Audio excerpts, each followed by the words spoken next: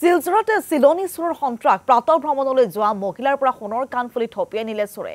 এই ঘটনা শিলচৰ মেহেৰপুৰৰ দুৰ্গাপল্লীত সংঘটিত হৈছে। নিৰুপমা সাহা নামৰ মহিলাগৰাকীয়ে প্ৰাতঃ ভ্ৰমণ কৰি থকাৰ সময়ছোৱাতে দুৰ্বৃত্তই মহিলাগৰাকীক আক্ৰমণ কৰি থপিয়াই নিয়ে আৰু এই ঘটনাত গুৰুতৰভাৱে আঘাতপ্ৰাপ্ত হৈছে মহিলাগৰাকী। তথাপিও মহিলাগৰাকীক লৈ যোৱা হয় চিকিৎসালয়লৈ। ঘটনাৰ দৃশ্য বন্দী হৈছে চিচিটিভি কেমেৰাত। আমি ঘটনাৰ দৃশ্য এই মুহূৰ্তত আপোনালোকক দেখুৱাব বিচাৰিছো কিদৰে এই ঘটনা সংঘটিত হৈছে। প্ৰাতঃ ভ্ৰমণলৈ মহিলাগৰাকী ওলাই গৈছে আৰু তেনে সময়ছোৱাতেই এটা দুৰ্বৃত্ত আহিছে আৰু দুৰ্বৃত্তই আক্ৰমণ কৰি কাণফুলি কাঢ়ি লৈ গৈছে মহিলাগৰাকী আৰু মহিলাগৰাকী আঘাতপ্ৰাপ্ত হৈছে বুলি জানিব পৰা গৈছে এই ঘটনাৰ পৰা।